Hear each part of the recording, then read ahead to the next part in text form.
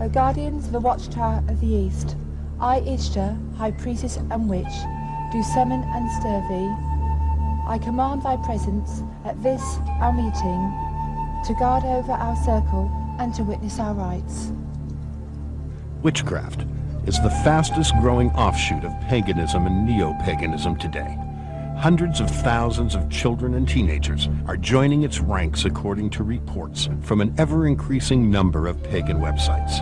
The Pagan Federation of England claims their mailbags swell by the thousands from charmed teenagers every time a particularly exciting episode of Buffy the Vampire Slayer airs on TV, or an enticing article on witchcraft appears in a popular teen magazine.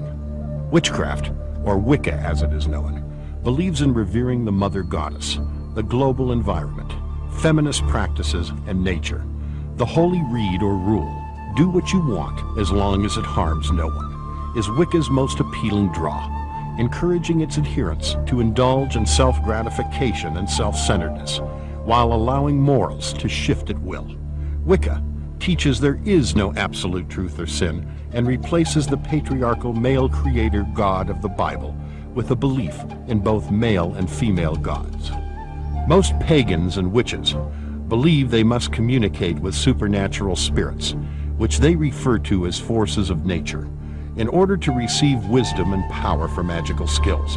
They also embrace the concept of self-empowerment by awakening internal spirituality through meditation, visualization, and other mind-altering techniques of self-hypnosis. Dimly lit parlors or New Age fairs are no longer the only places to practice secret magic, fortune-telling, spell-casting, or potion mixing. As a result of aggressive marketing campaigns, a wide variety of witchcraft techniques offering powers of control for personal achievements can now be found at bookstores, on the internet, in public schools and libraries, and throughout the media. Hollywood's presentation of witchcraft as exciting and glamorous has further increased its appeal to young audiences. Enhanced by digital technology and revolutionary special effects, occultic spells and rituals are given visually stunning portrayals, as are the depictions of supernatural beings, ghosts, demons, vampires, mythological characters, and even Satan. A growing number of cartoons and television dramas aimed at increasingly younger audiences further seduce children with the allure of sorcery and divination. Occultic themes are frequently woven into the storylines of primetime series, which has undoubtedly contributed to the practice of magic as being the fastest growing mystical attraction among teenagers. The spectacular growth of the internet, which occultists refer to as the portal of transcendence, has further fanned the fascination of spiritual alternatives. An unprecedented amount of occult literature is available online. At Amazon.com, for example, consumers can find more than 1,850 books on witchcraft. And in addition, hundreds of websites are dedicated to marketing witchcraft specifically to children. Pagans and witches worldwide can now communicate and perform ritual magic online through an ever-expanding number of highly networked, occult-oriented chat rooms. Countless websites now offer everything from poison rings to spells for young people seeking empowerment. Each year, thousands of teens are turning their backs on Christianity and joining witches' covens in order to learn spells so as to pass school exams, attract boyfriends or girlfriends, and get rich. The secretary of the Magic Circle's Young Magicians Club credits the Harry Potter books as the latest rage, which he says has rekindled the childlike approach to the fact that the impossible may be possible. He gives thanks to Harry, who he says has sparked an interest in pure magic, real magic, strong magic. Harry Potter, the orphan child wizard, already famous in his own magical world because he survived the murderous black magic death curse of the evil Lord Voldemort, has now duplicated his fame in the real world. Under the category of children's fantasy literature, sales of Harry Potter books have received phenomenal acceptance worldwide, breaking all records in children's literature. With over 100 million books sold in 200 countries, Harry Potter has been translated into more than 40 languages.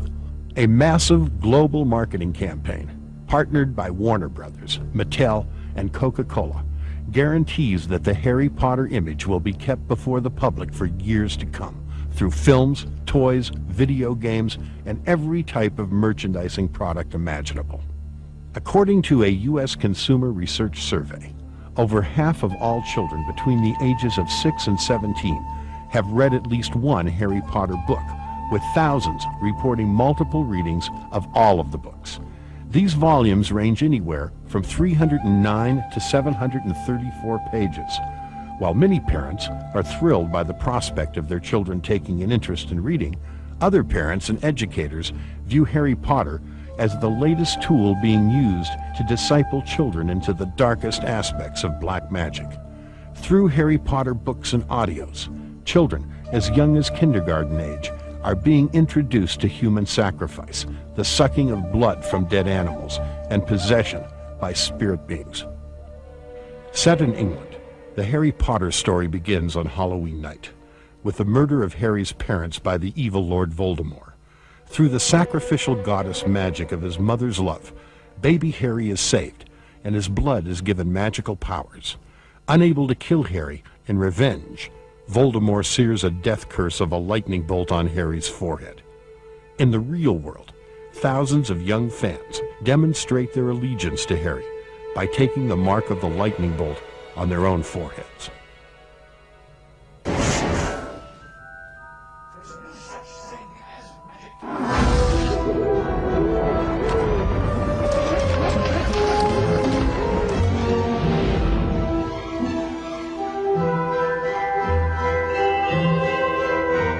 Dear Mr. Potter, you have been accepted to Hogwarts School of Witchcraft and Wizardry. Harry is magically selected to attend the 1,000-year-old Hogwarts School of Witchcraft and Wizardry. Both Voldemort and Harry's parents attended the prestigious boarding school before him.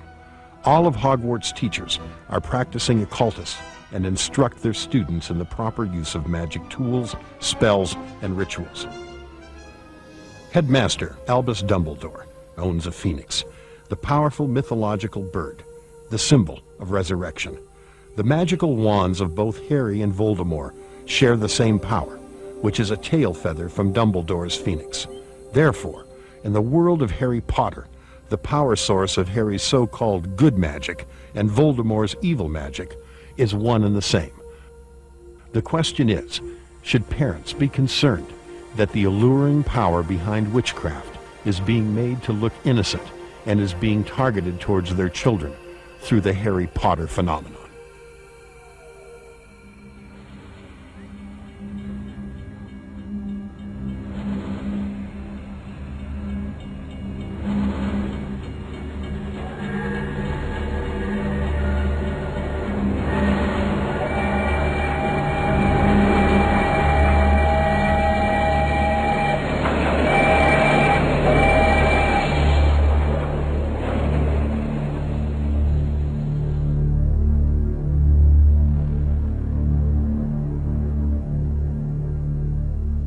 I read the first one 8 times, the second one 3 times, and the third one 4 times.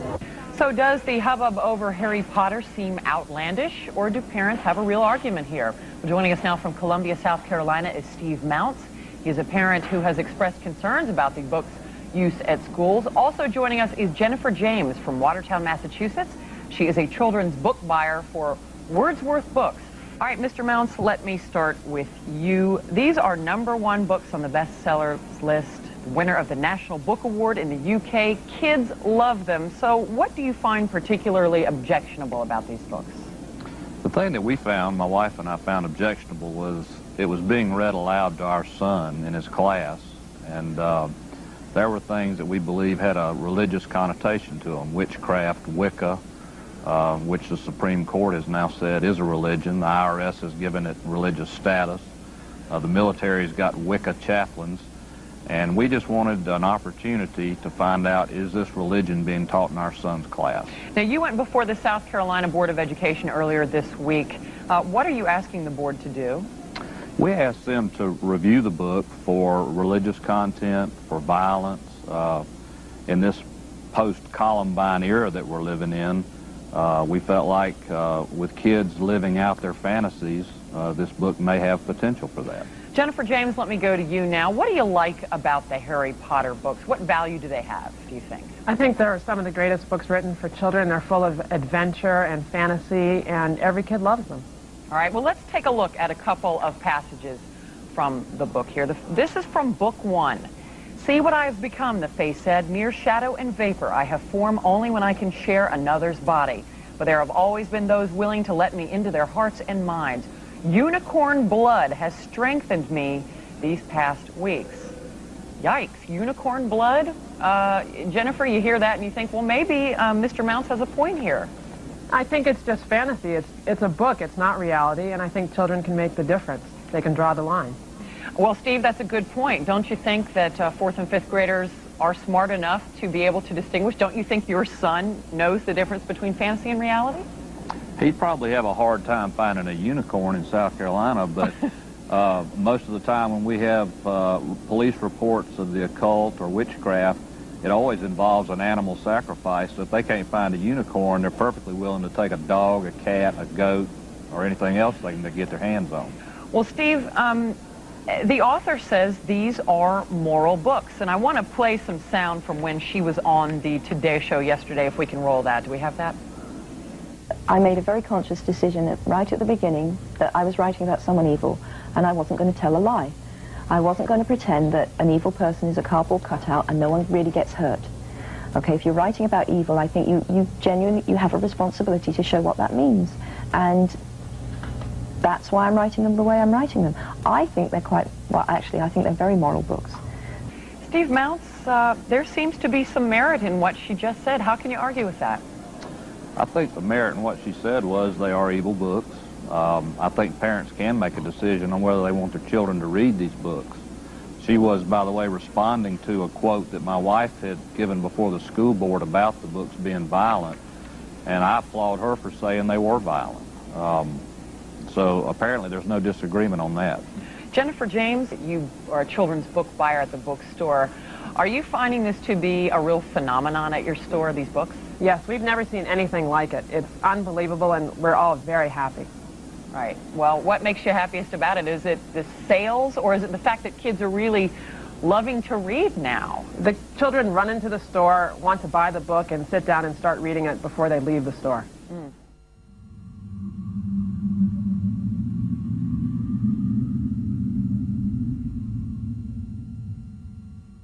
Robert McGee is the author of The Search for Significance and founder of the Rafa Treatment Centers.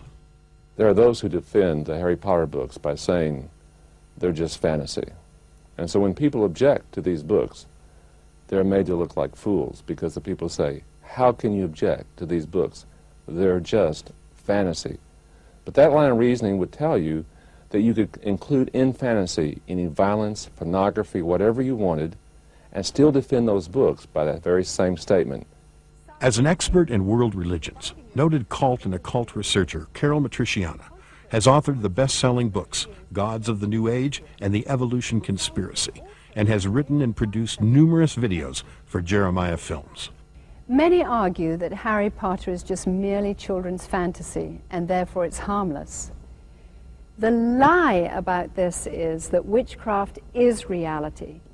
J.K. Rowling, the author of the Harry Potter series, has gone through an awful lot of research. She is very accurate, otherwise we would have witches all over the country and the world saying this is not a true representation of our religion. This is a true representation of witchcraft and the black arts and black magic. And yet we have people that say this is merely fantasy and harmless reading for our children. Actually, what makes this more dangerous is that it is couched in fantasy language and children's literature and made to be humorous and beautifully written and extremely provocative reading. And it just opens up children to want to have the next one. This is what is so harmful. Joanne Rowling majored in mythology in Exeter University in England.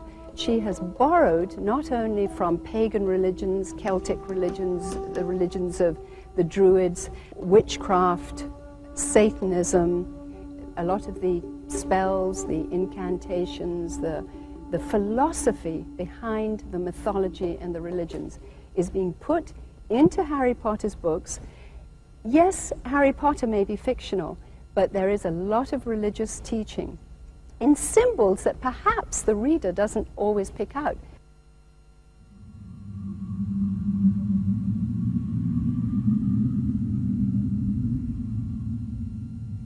The actual word Potter, if you ask a pagan, a witch, any knowledgeable expert in the occult or hidden arts, the Potter is the female goddess, the goddess of Babylon, who is considered the Potter who created human beings from clay. And they believe that the patriarchal God of Christianity, the God of Israel, copied that in a very poor imitation because he cannot give birth. Now listen to how important that is to understand. The feminine-oriented cult of witchcraft sees the woman and her process of birth as fundamental in the new life, the transformation, the alchemy, the changing of the inner man to higher consciousness, which is what Harry Potter is all about. In fact, that's what the first book is called, The Sorcerer's Stone, the alchemy of being transformed and changed through the inner man to become a new creature, which is again an upside-down reversal of what a Christian believes, that when they come into understanding a relationship, a personal relationship with Christ, they are transformed and take on the mind of Christ.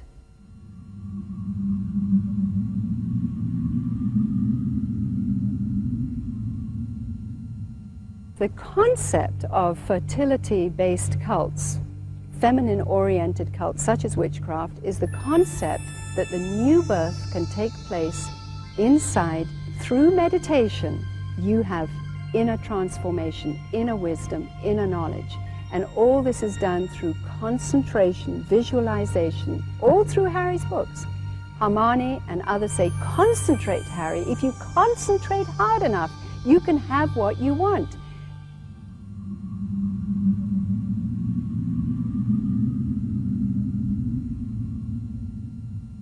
One of the arguments is that Harry Potter's series does not actually teach witchcraft, that it is not teaching the concepts of Mother Goddess and her consort, the Horned God, which is essential to the fertility cults or the fertility-oriented witchcraft religion. And yes, there are the concepts of Mother Goddess being taught, because Harry's mother gave her life for Harry. The sacrificial death that she gave through love is a symbolism of goddess worship. It's an inversion, if you will, of God the Father, whose Son gave his life in love for his people.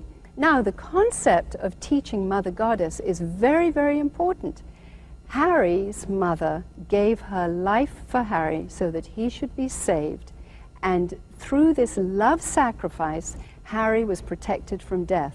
Now, this concept is brought up several times. In fact, it is so important in witchcraft and pagan thinking that Voldemort, Harry's arch enemy, takes a vial of blood from Harry in book number 4 in order to have the blood run through his own veins in order that he can be resurrected and have a body.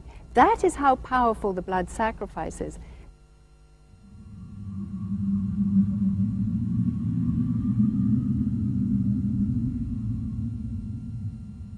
Another scary aspect of black magic is shape-changing. The concept of being able to become an animal, change into an animal. Harry's father appears to Harry in a shape change later on. Even though he's dead, he appears as a stag, the Horned God. So here we have the concept that shape changing is very normal. It is horrible. And the Bible clearly says that we are made as human beings when God created us, and we cannot become something else. You might perceive you're becoming something else, but it's supernatural deception.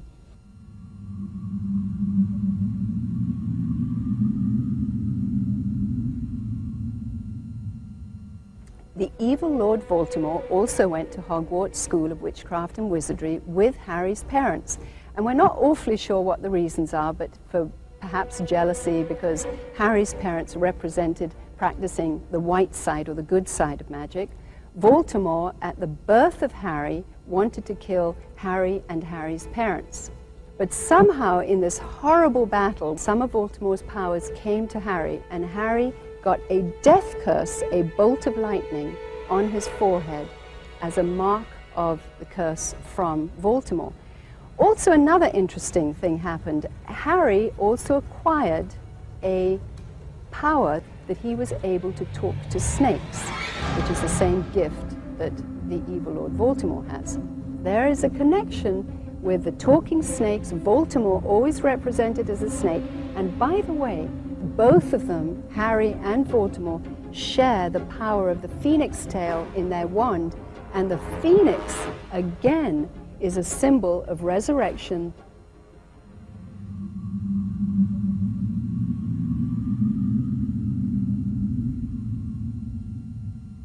Witchcraft is a religion. It gets tax-exempt status. It has a military chaplain. It is recognized as a religion, a practicing religion. It is the fastest growing religion in America, incidentally, as well. I regard myself as a natural witch. I regarded myself as a witch since early childhood. I was brought up in a very isolated part of the country, on the Welsh border, which has a long tradition of magic and Welsh sorcerers. Since I have been practicing the craft, there has been a great revival. There are probably now as many people practicing witchcraft as there are Christians. It's almost as if there's a kind of grassroots feeling back towards paganism. We live in a kind of post-Christian era almost, and that people are moving towards a kind of neo-paganism, I suppose. Witchcraft is the religion of the countryside. It's the religion of very old forms of knowledge. And paganism is a religion which is a very old form of knowledge too. But paganism covers more than witchcraft covers. Witchcraft is, if you like, a division of paganism. Well, witchcraft is basically a nature religion. We worship the gods of the woods and the fields.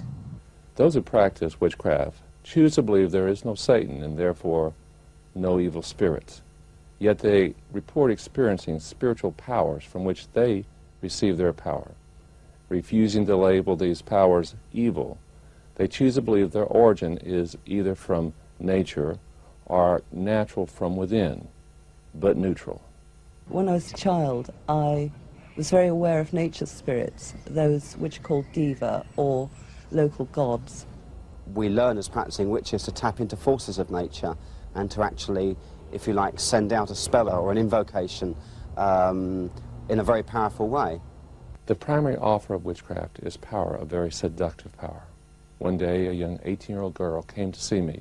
Her life was almost ruined by her preoccupation with witchcraft, but she would not give that power up because it was the only power in her life that she could count on. Another young man came to see me and said, I know how powerful these forces are, and I look at the lives of Christians, and I think my power is more powerful than what they're experiencing. One of the most disturbing things about the Harry Potter books is it teaches children that witchcraft is for children. It does this by allowing children to read about other children in a school setting and watching these children learn how to use spells and all the other elements of witchcraft. It teaches these children that witchcraft is just not for adults, but that children can access this power and use this power also. If you say there is no real power in witchcraft, then you should have no problem with the Harry Potter books. But there are two problems with your line of reasoning. First of all, you're denying the experience of hundreds of thousands of people who have practiced witchcraft through the ages. Plus, you're saying that God's warning in the Bible about divination, sorcery, and all the elements of witchcraft is actually worthless. In Deuteronomy chapter 18, it states, "There shall not be found among you any one that maketh his son or his daughter to pass through the fire, or that useth divination, or an observer of times, or an enchanter, or a witch, or a charmer, or a consulter with familiar spirits, or a wizard, or a necromancer. For all that do these things are an abomination unto the Lord. And because of these abominations, the Lord thy God doth drive them out from before thee." In 1 Samuel chapter 15, God identifies witchcraft as a sin, for rebellion is as the sin of witchcraft. Despite God's warning, many youth, including Christian youth, don't see much harm in witchcraft. So they see their friends casting spells and being involved in all manner of witchcraft and do not understand the dangers. They do not know that they're opening doors in their life to spirits which will come in and create very compulsive behaviors. And this is why many in witchcraft are compulsively into drug usage, into sexual activity, and all manner of conduct which is very destructive. And yet, why should they be concerned when they hear nothing from the adults that warn them of what's coming? When a child is captured by witchcraft, they rarely choose to get out until very much later in their life, after they have lived a very miserable existence.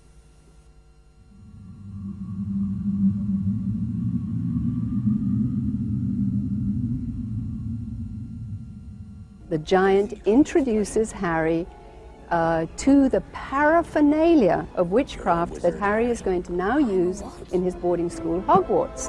And this is done in Diagon Alley, which is a sort of spiritual, occult supermarket, flea market, if you will, a street filled with shops of cauldrons, owls, robes, wands, all the paraphernalia that is used today by witches in their rituals and ceremonies and spells today.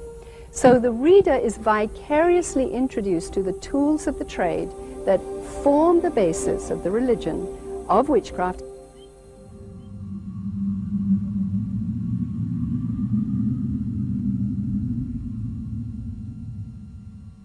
Many have argued that Joanne Rowling is not teaching the children witchcraft and the books are not about witchcraft because the spells aren't legitimate spells, and because J.K. Rowling just pulls out very, very funny Latin words, and she obviously knows her Latin, and she's very humorous with the way that she tosses out expelloramus, which gets rid of a spell, or any of the other numbers of spells that she puts in Latin. Petrificus totalis. The principle is that if you learn certain words, you can have power. And the books, the Harry Potter series, are connected to websites that get you into arenas where there are experts at teaching you the spells, the legitimate spells.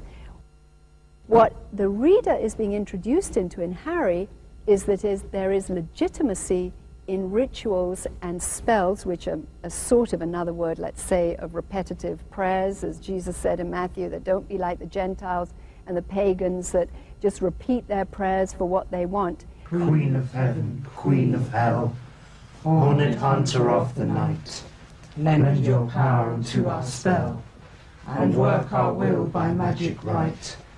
This is what spells are, repetitive prayer, which sort of induces a self-hypnosis that gives you the idea that your inner potential power, your psychic abilities, can bring about what you are visualizing in your head.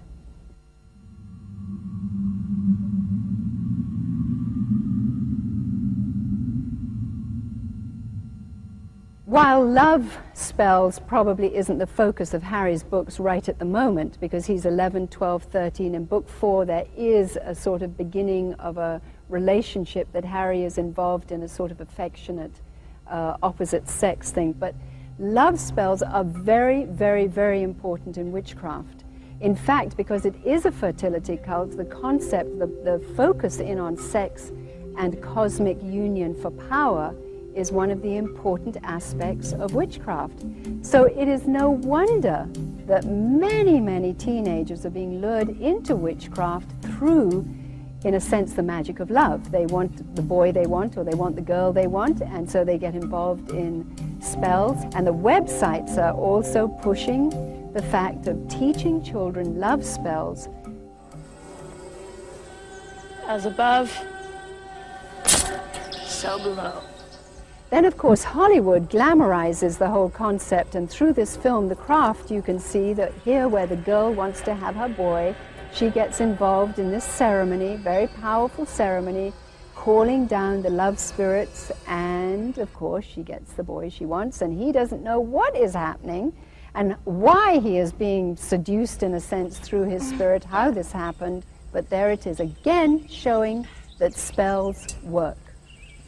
I drink of my sisters, and I ask to love myself more and to allow myself to be loved more by others. Especially Chris Hooker. I know, it's pathetic. Definitely pathetic.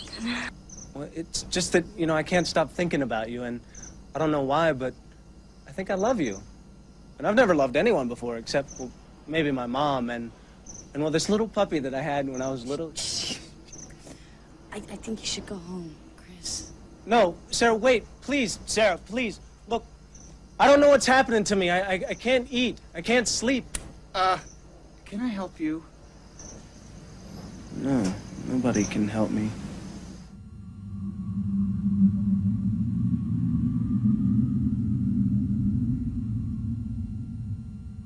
Then there's the concept of curses. Now, of course, white witches, or those that purport to be on the white side of the occult or hidden knowledge, will say that they don't use curses in a derogatory way. However, Harry symbolizes white magic, and Harry uses curses or his magic for vengeance. When his auntie says something horrid about his dead mummy and calls her a name that Harry doesn't like, he does magic on her, and she blows up, she gets bigger and bigger and bigger and bigger, and that is very, very cruel magic. And that is a curse, and the sort of extension of spells that Harry is learning. So the reader is learning that they can be involved in vengeance through curses, and perhaps the curses in Harry Potter's books aren't legitimate curses, but once again, they can go to the websites to get legitimate curses.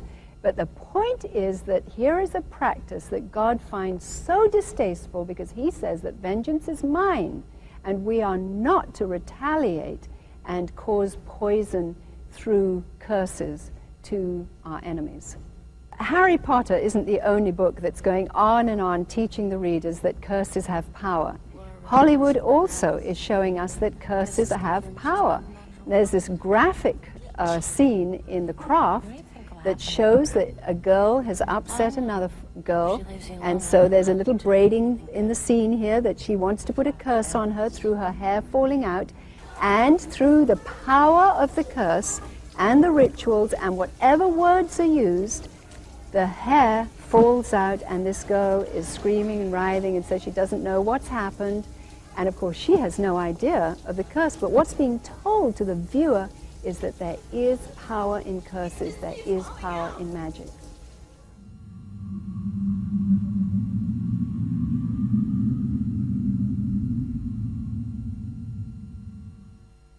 Many parents don't recognize the danger of witchcraft because they look at their experience and they didn't experience that when they were growing up.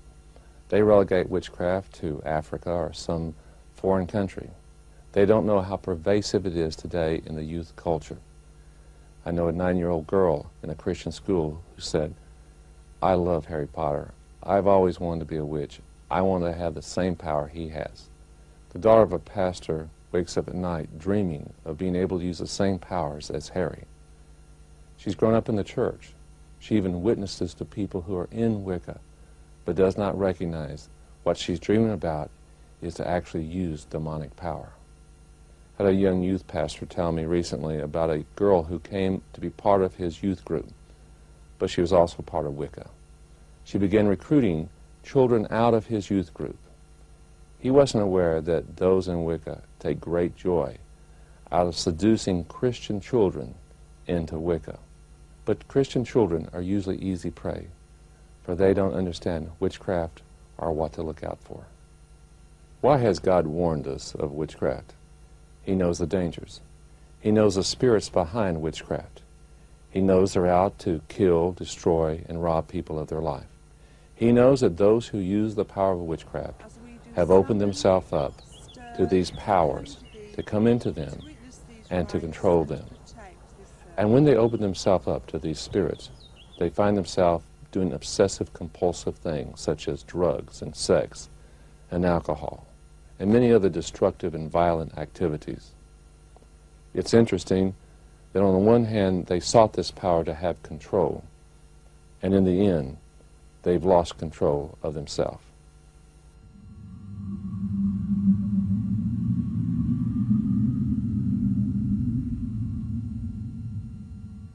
One of the arguments is that Harry Potter's series does not actually teach witchcraft, that there's no celebration of seasons. That is not true. By not using the seasonal terms, the argument is that there's no celebration. The Harry Potter series celebrates Halloween, which is a seasonal festival. While it's been given a Christian name, it is still a seasonal festival.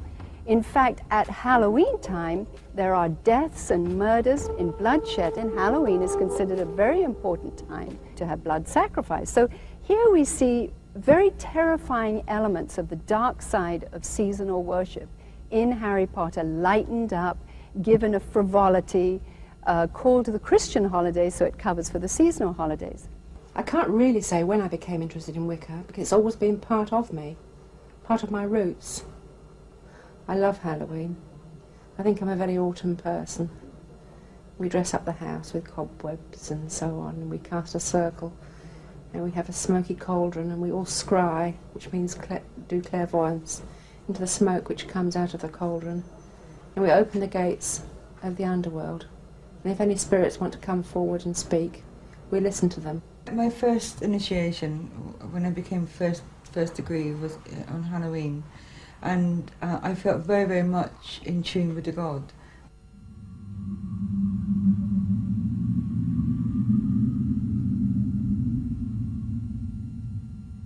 Foundational to the philosophy of witchcraft is reincarnation. And it is very, very important to understand this, because this is the concept of there not being the finality of death, that the soul, the spirit, comes back into a new body after it dies. And throughout Harry Potter's books, ghosts are called for, there are supernatural spirits that come back, there are paintings where people come out of the paintings along the corridors of Hogwarts. All of this gives the child the concept that there is no death, that it's perfectly normal interacting with spirits, with ghosts, with things that look half human, half animal, mythological figures that, like the unicorns and the creatures that Hagrid has in his class of mythical creatures. All these things fire up the imagination of the young reader to think that when they get involved, that they're not fearful of it because it's part of Harry's world, it's part of Hogwarts, and so the element of fear is taken away.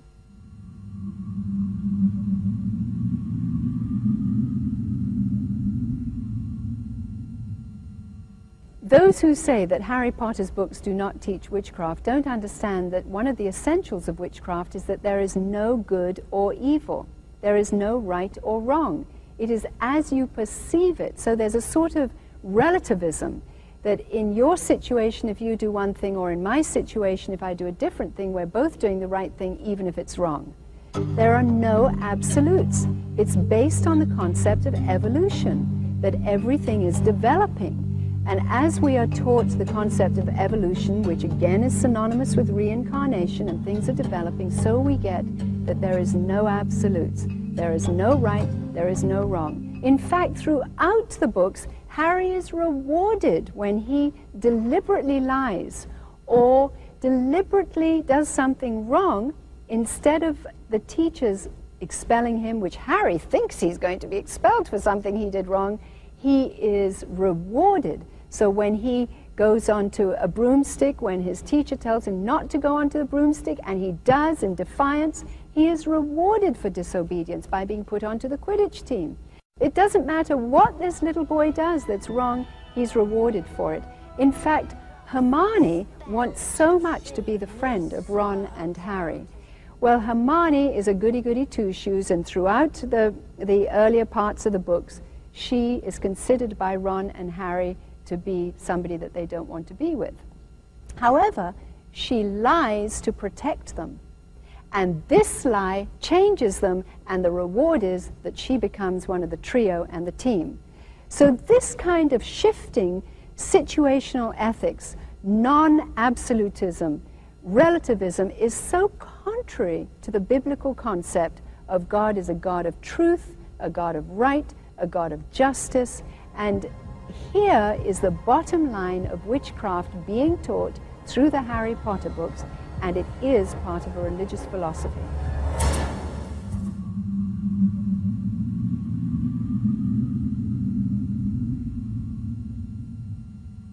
The lightning bolt is a mark of power from the god Thor, again the horned god, a god of power. And this lightning bolt was considered so important in occult mythology that Hitler used it on his uniforms, on the collar of his uniform, and it is half of the swastika, which is the other lightning bolt that goes across.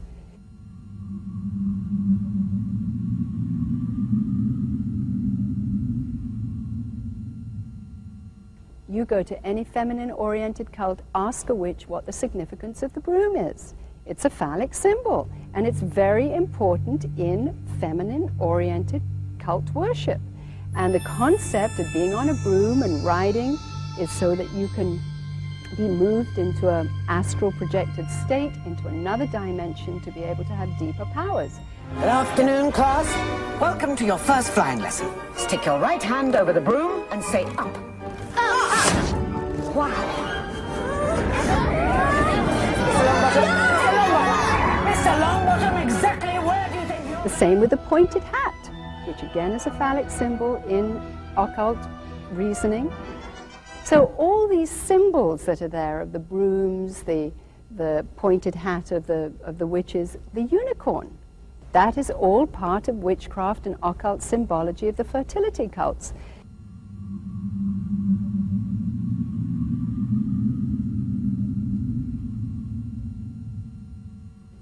Divination is the concept of being able to divine or see into the future. Fortune telling, palm reading, tea leaf reading in teacups, crystal ball gazing, all these things are taught through the teachers, the witches and wizards in Hogwarts School of Witchcraft and Wizardry, who are all accomplished occultists. Children are being vicariously taught the dark arts, the arts which witches today are learning, many pagans today are learning. Now there's a difference between divining, seeking knowledge for the present or future, and sorcery, which is the manipulation. It's not the discovering of the future, but it's the manipulation of things right now that can change or influence a current situation or a person. Now that is how I got into the New Age, because I wanted to manipulate through powers that I was told were in my inner potential, that I had psychic abilities if I could develop them. And this is what every reader is being told in Hogwarts School that Harry has, and every student there has. They have psychic powers that they are learning to develop through the classes that they go to. And by the way, you can really see the difference in development in Harry when he's 11 years old in book 1 to getting to book 2 when he's 12, 13, and by 14 he is extremely competent. And as Harry is learning, and as the teacher explaining, so is the little reader of 4 to 6, and if they're not reading, by the way, there are cassettes that Scholastic puts out, series of cassettes that children can hear these stories.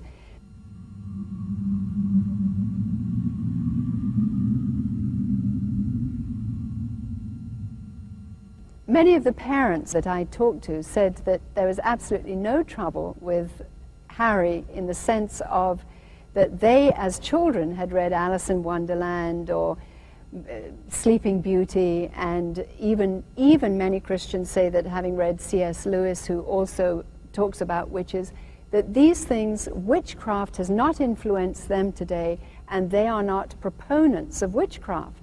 However, I think there is a real difference and distinction here, because in Sleeping Beauty, the witches there didn't teach the child watching or the child reading how to be involved in the inner intricacies of sorcery, which is to manipulate powers so that the child can have what the child wants or what the child craves.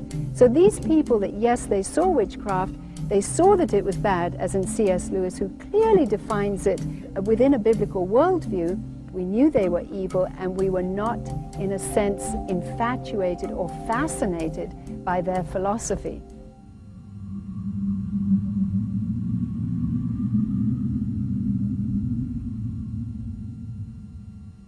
Some Christian personalities are saying that Harry Potter's magic is just purely mechanical magic. Now, I don't understand purely mechanical magic because I don't know where in the Bible God differentiates between sorcery, that is, that manipulating what you want, and it being mechanical. Maybe adults can redefine mechanical magic to somehow justify the reading of these books, but tell me a little reader, a young reader who is reading Harry Potter, that is becoming more and more fascinated with the powers of spells and curses and rituals and herbs and crystal reading and all the things that are going on and being taught at Hogwarts. How is that child to differentiate between real magic and mechanical magic, real spells and mechanical spells? I mean, a child doesn't care. The child just wants the power to be able to do what the child is doing. And Harry doesn't care whether it's mechanical. It works for Harry. He puts his wand out and gives the spell, and it works. It accomplishes what Harry is trying to accomplish. And that's the point, that children are seeing that their hero is getting what he wants with words, with prayers, with rituals, therefore he can do it.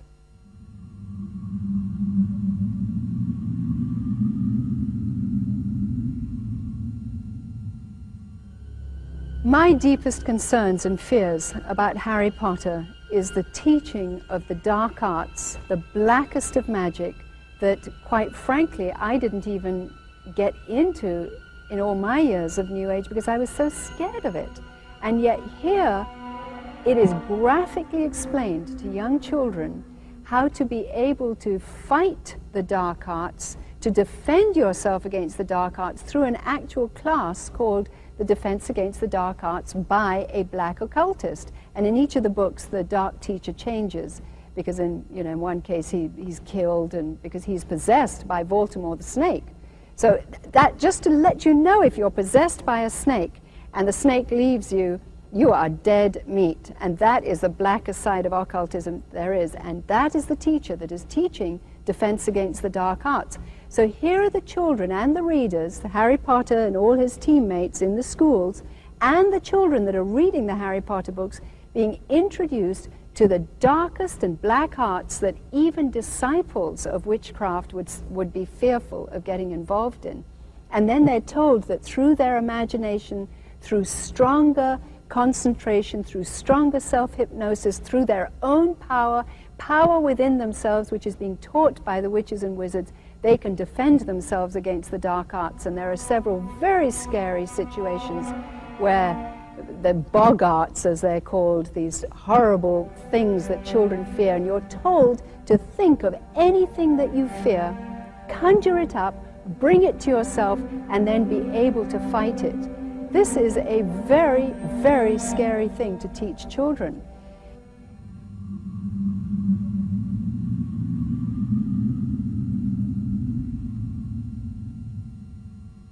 There's a possibility, if you don't cast a circle, the forces that could come into the room could take over in a form of possession. We had one example here where one young woman, a nurse, was possessed by, I don't know what it was, but a horrible voice came through her and she passed out.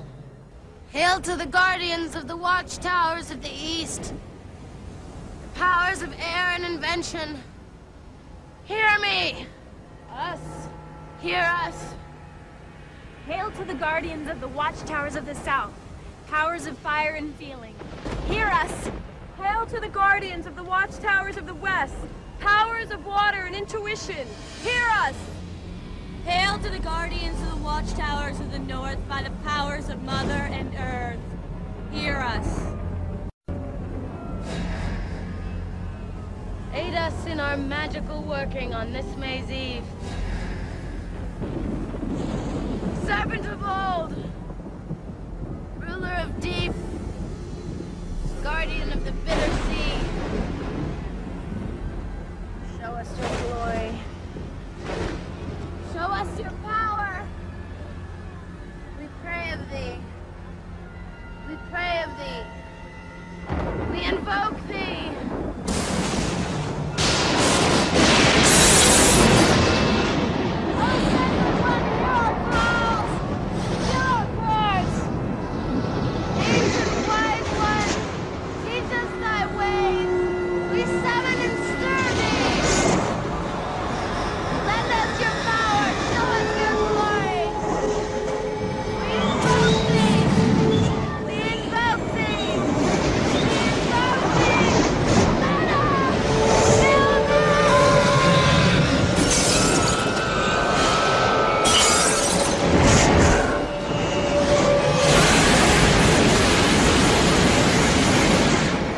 Have what we call contacts. There are other names for them.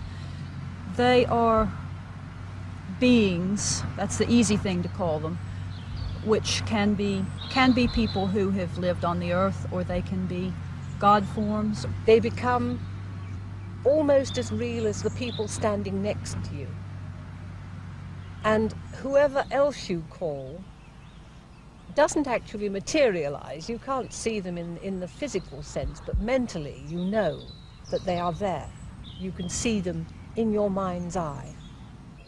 I have, on occasion, touched upon, I suppose you could call them spirit guides. People describe them in a different way. I am aware of a hierarchy of spiritual advisors who live on another plane of consciousness that you can approach, that will acknowledge you and advise you and assist you. I can feel him running through my veins. He's still in me. And we know that there's such a thing as possession because Voldemort possesses the Defense Against the Arts teacher in the book where he's sucking the unicorn. We know that he possesses the little 11-year-old girl through her writings in a journal where her feelings, her emotions, her thoughts that she is writing in the diary of the young Voldemort is giving him power to rise up. And he possesses this girl, and he mocks and laughs at Harry later on in the book when he says she didn't even know that she was killing on Halloween when she had blood all over, and she'd write in the diary, I don't know what came into me. I think I'm going mad because I'm doing things that I have no control over. So here she was, a little 11-year-old girl in Harry Potter's book, possessed by Voldemort's spirit, murdering on Halloween. And there's nothing wrong with Harry Potter.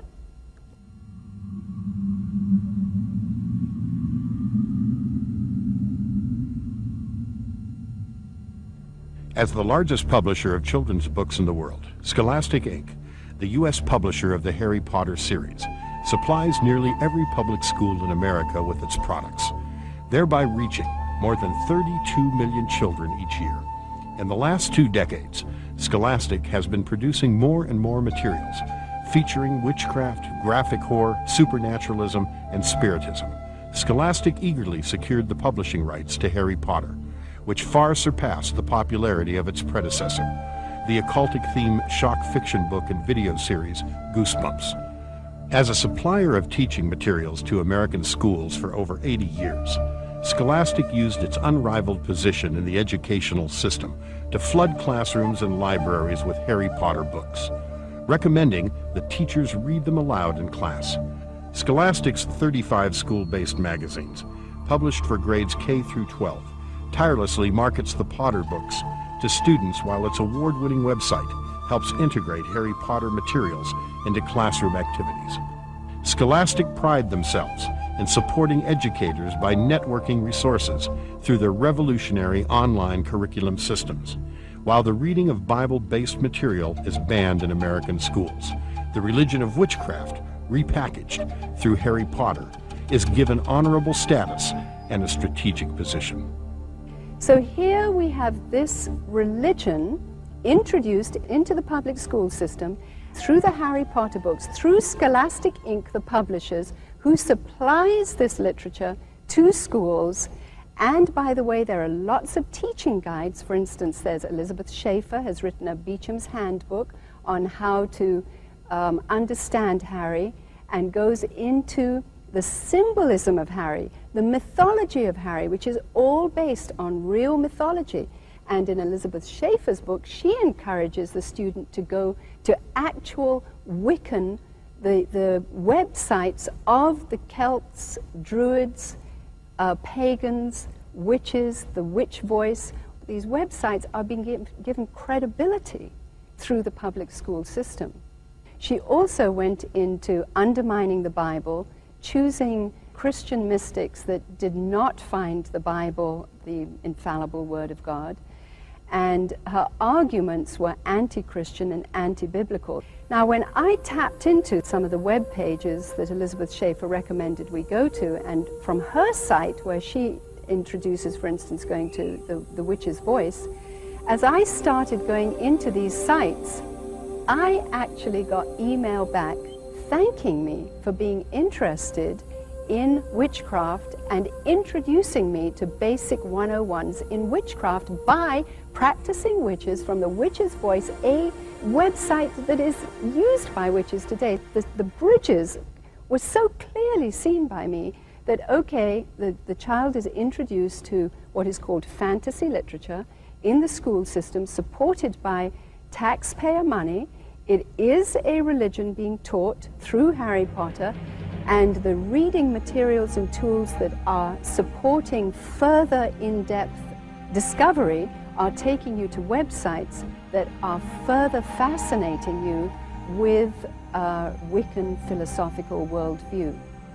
We have an indoctrination program that is enticing us to further darker knowledge that now any child, any computer literate child can just follow the web pages and visit wherever they want and have glamorous versions of lessons in witchcraft and sorcery so that they can manipulate their teacher to give them good exam results, the person they love to like them. Whatever it is that they are told will be possible through sorcery.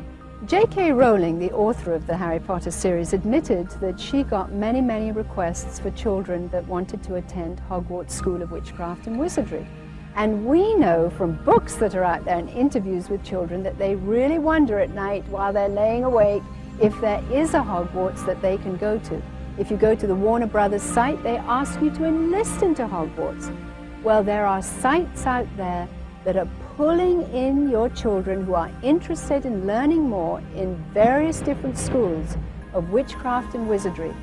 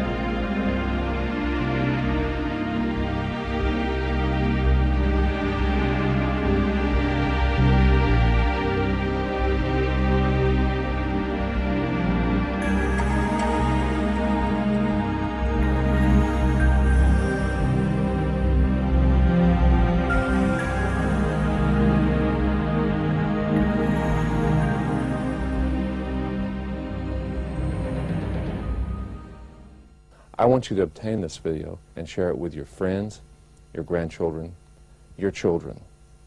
And especially if your pastor has not seen this video, I'd like for you to share it with him. I know he'll want to share it with the congregation. And then there are those teachers, the school board members that need to see this film, also the politicians that govern you. There will be many, many questions that haven't been answered in this video, and many questions that your friends or relatives or readers of Harry Potter would like answered. I would like you to visit this webpage and email me with your questions, and I will try and answer all your questions through email. One of the great advantages we have today is email. There's a link on this website which will teach you how to use email to inform as many people as possible about the